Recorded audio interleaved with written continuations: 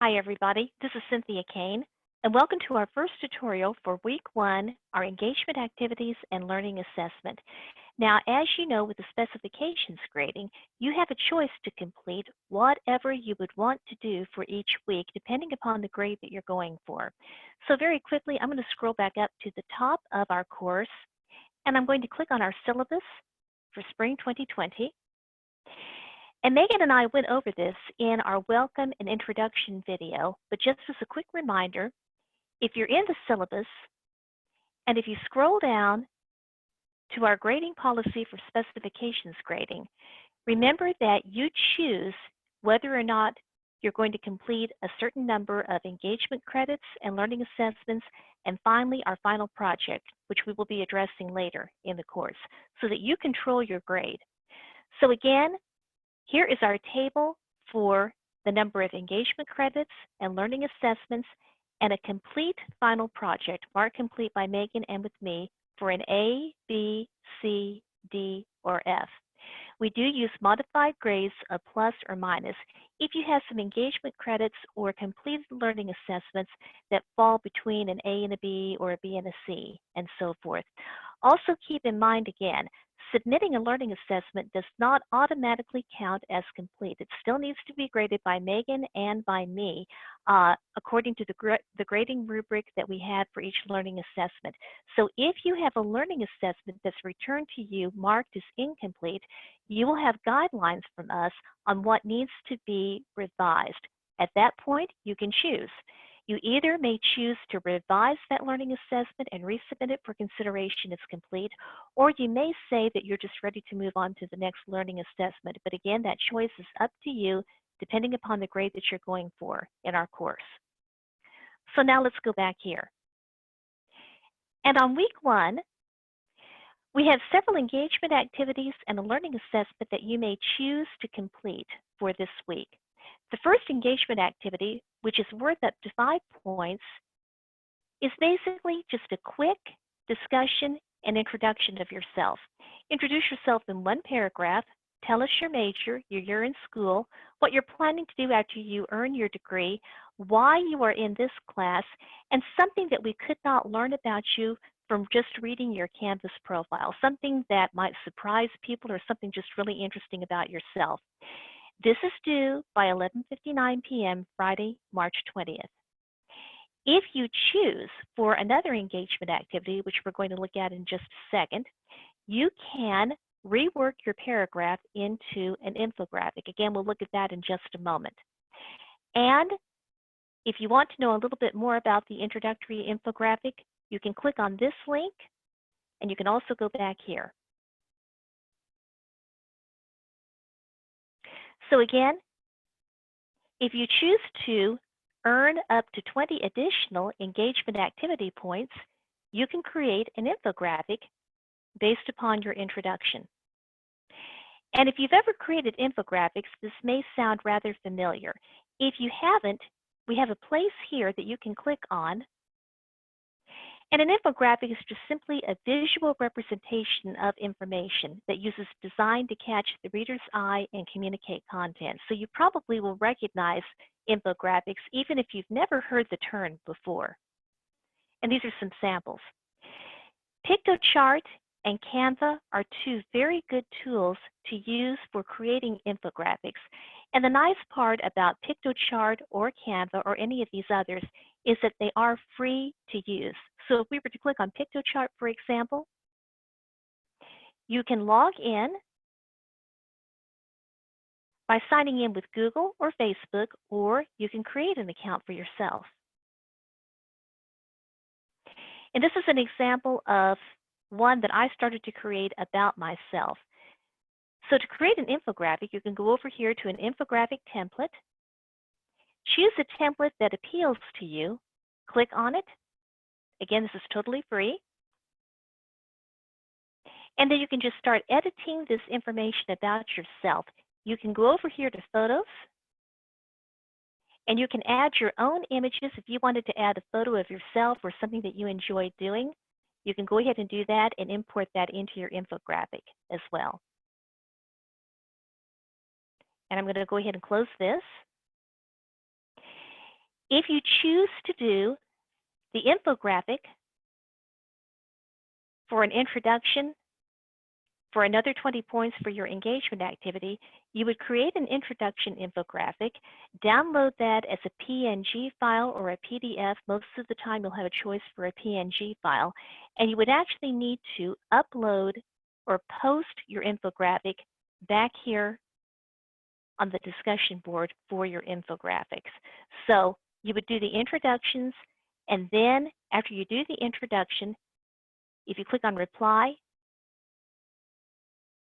there's a place here where you can do your introductory paragraph for up to 5 points.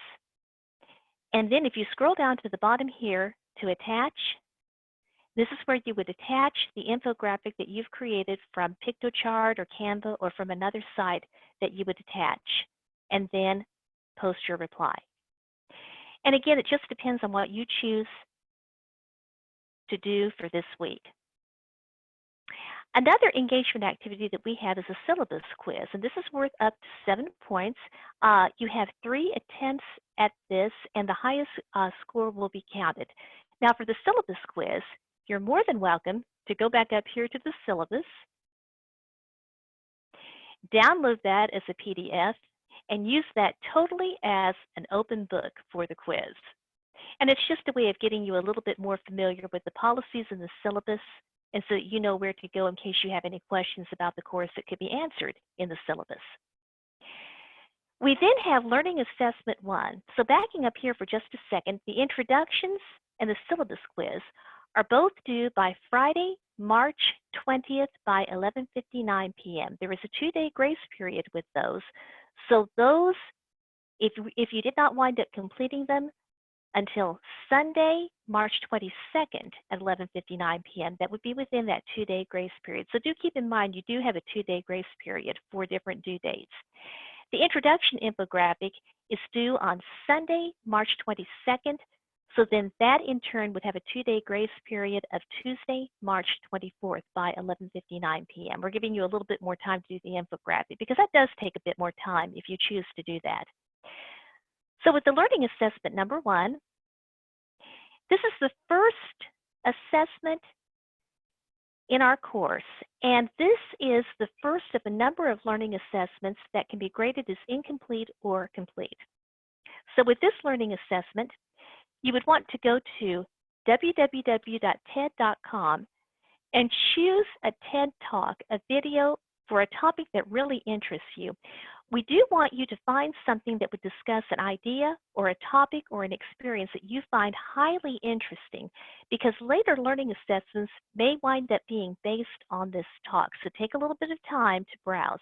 So if you click on www.ted.com, you can click here in terms of anything that might interest you. You do not have to have a TED account, by the way. Or you can search for a topic that might be interesting to you and find a quick TED Talk, a quick TED video that you would want to watch. And we hope you have some fun with this one.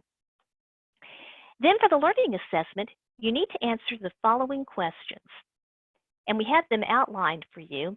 You do need to include a short paragraph explaining why you're interested in this topic, and you also do need to provide an APA or an MLA citation for the TED Talk.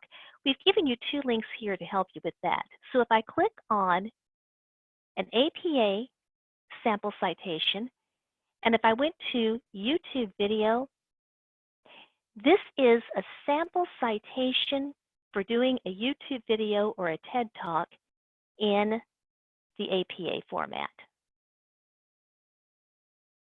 If I wanted to do this in terms of an MLA, I can click here.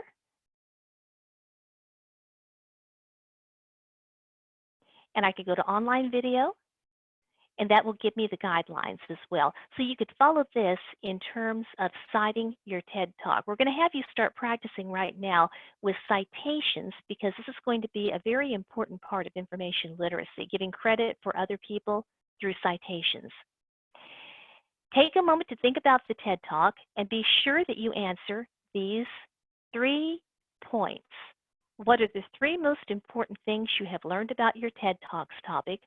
What are 2 things, 2 ideas you would like to learn more about? And 1 question that is not yet answered. And finally, close your post with a preliminary research topic or a research question that you think you would like to research later on. What is your research topic? What is your question that's perhaps sparked by a TED Talk? Do focus on this because this is going to be a very important part of your final project. You're going to be focusing on a topic throughout the rest of this course, and many learning assessments will be based on that so that you find out a lot more about a topic that you're interested in but maybe you don't know a lot about. All of these elements then should be in your reply that you post here for your learning assessment. And again, we will grade the learning assessment either as complete, and you'll see that as a check mark in your grades, or if you have an X, that means that it is incomplete, and we will give you feedback if you choose to revise a learning assessment, such as this first one, and then resubmit it for consideration as complete.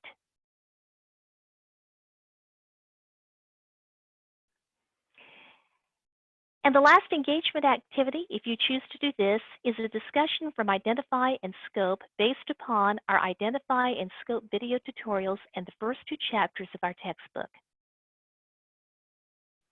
And I hope you have some fun with this one. So in this one, we want you to describe in a paragraph how you would approach research for a class project or an assignment or for a personal information need, such as renting an apartment or making a major purpose. There are no right or wrong answers to this. Just talk about how you start doing research, and it can just be anything. If you decide that you want to draw a graphic and upload it, you can get 5 extra learning activity credits for this as well. So again, you can just compose your paragraph here. And if you choose to draw a graphic of your research process and upload it, do the same thing. Go down here to attach, and you can attach your graphic as a Word document or a PDF or a PNG file, however you have decided to do that. And that can be an extra 5 bonus credits. And this is due on Sunday, March 22nd, with, again, that 2-day grace period of Tuesday, March 24th.